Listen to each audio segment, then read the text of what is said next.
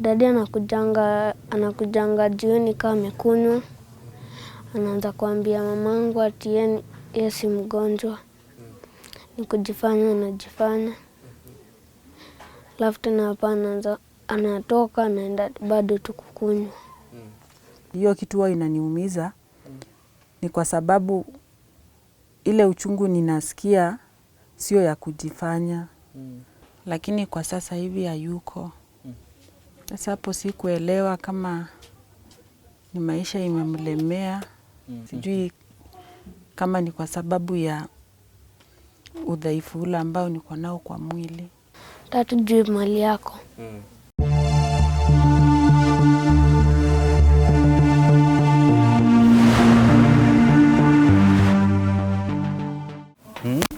Sema hapa ndio home. Hapa ndio mtaani.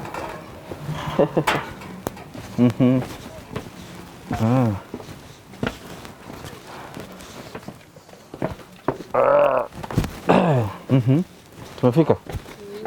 Ni hapa? Sawa. Uliacha bila kufunga bwana?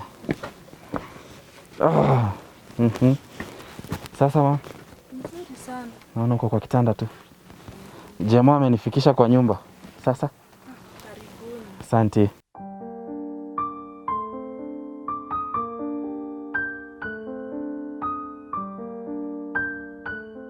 Naam, kwa kawaida usingizi wa usiku mmoja kwa kitanda chako huwa si mbaya mno. Lakini je, iwapo ungeweza kujipata upo kitandani mwako kwa zaidi ya miezi 6, ingekuwaje kwako? Kwa Violet Andisi, hayo si mageni. Karibu katika makala yetu ya My Story hii leo na mimi Kevin Phillips Momanyi, na hii ndiyo story yake.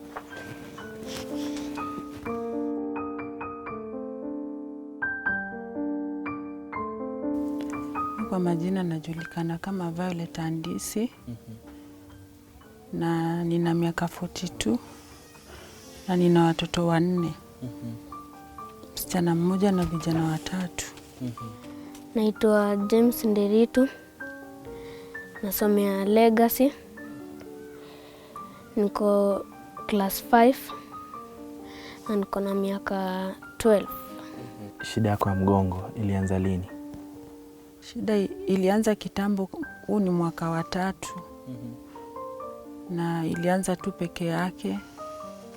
Kuna mahali niliumia, nilianza tu kuumwa.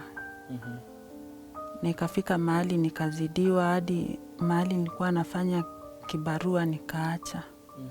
Sababu singeweza juu mgongo ndio kila kitu. Na nilipoenda hospitali, daktari alinipiga x-ray akasema nyama ndizo zimeshikana za mgongo. Na kutoka hapo zile dawa alikuwa ameniandikia nilitumia. Nikafika mahali ikawa ibadiliki, kurudi huko akanibadilishia dawa. Nazo dawa zenyewe kwa sababu dawa ziko bei kali. Sasa zilikuwa zinanishinda. Wakati mwingine naongea na relatives. Hata kuna wakati nilidanganya nataka kununua dawa. Na nyumba nao nilikuwa naambiwa nitoke. Nilipotumiwa nikalipa nyumba, si kununua dawa. Sababu nilikuwa naona nikiekwa nje na niko na shida ya mwili nitahangaika. Sasa nikajisacrifice juu ya mwili wangu na kulipa nyumba. Inamuumanga sana hadi akilala hapo amke. Ni lazima akae chini kwanza ndio aende pale alikuwa anaenda. Dadi anakujanga jioni kama amekunywa. Anaanza kuambia mamangu ati yeye si mgonjwa. Ni kujifanya anajifanya. Alafu tena hapa anatoka anaenda bado tu kukunywa. Hiyo kitu huwa inaniumiza ni kwa sababu ile uchungu ninasikia sio ya kujifanya. Na mumeo yuko wapi? Kwa sasa hivi hayuko. Na yeye alisema anaenda nyumbani. Sasa hapo sikuelewa kama ni maisha imemlemea, kama ni kwa sababu ya udhaifu ule ambao niko nao kwa mwili. Sasa nimekaa miezi mingi kama sijamuona juu akujangi hata. Huwa tunauliza mamangu, tunamuuliza baba ameenda wapi, yana anasema atakuja tu, lakini tunangojanga lakini hakujangi. Hatujui mali yako. Kuna pasta anaitwanga Pastor Steve, yeye ndo anatusaidianga na chakula na hadi anatusaidianga na unga ndo tunaweza kupika. Ndio yeye akitupatia hiyo tunakula lunch. Sasa hiyo unga yenye ametusaidia ndo tunapika sapa. Kuna siku zenye tunakaanga njaa kama Sunday na Monday. Juu pasta akuangi. Kuna siku anakopanga lakini hawezangi kurudisha. Sistangu anaendanga kazi kwa aunti yangu. Pesa yenye anapata anakuja anampea. Alafu sasa ndo anaenda kulipa deni. Hiyo pesa yenye analetanga alipe deni. Sasa kuna yenye imebaki. Tunakaa hivyo.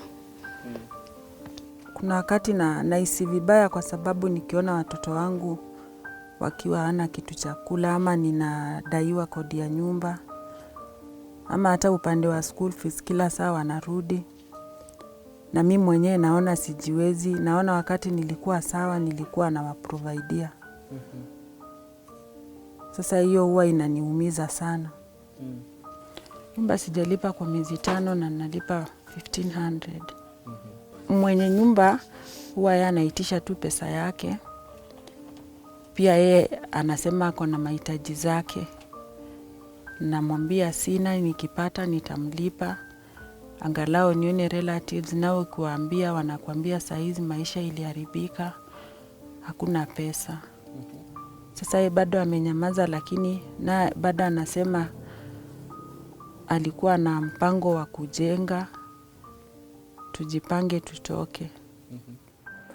Na kwa sasa mbona usije ukaenda labda kule nyumbani ukakaa na wazazi wako?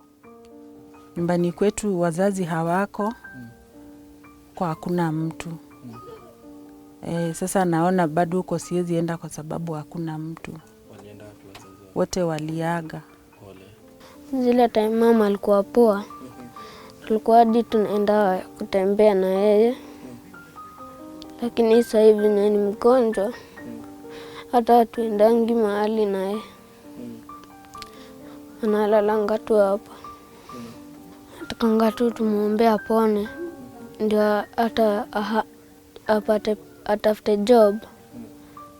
Afanyange. Ndio hadi tusikue tunakanja. Hayo watu wananiona. Naomba tu msaidie. Jua juezi.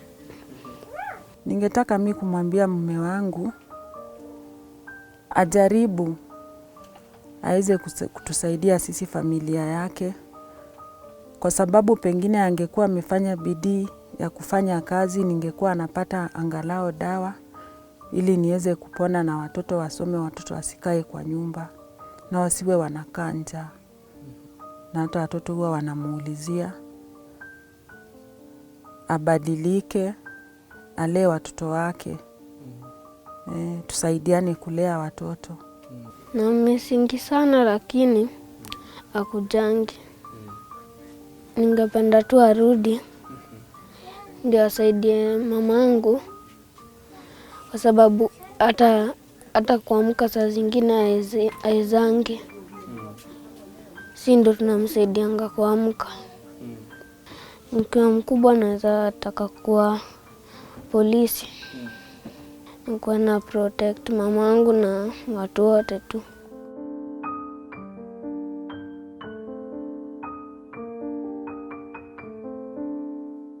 Kijana mstrong, endelea kusaidia mama. Sawa? Mama tapona bana. Ama ni aje? Shikilia uzito. Kwa kweli hamu alionayo, ingawa kijana mdogo, ni kumwona babake mzazi amerudi nyumbani na kuwa na mamake wakati huu mgumu. Nikiripotia Tuko News, jina langu ni Kevin Phillips Momanyi.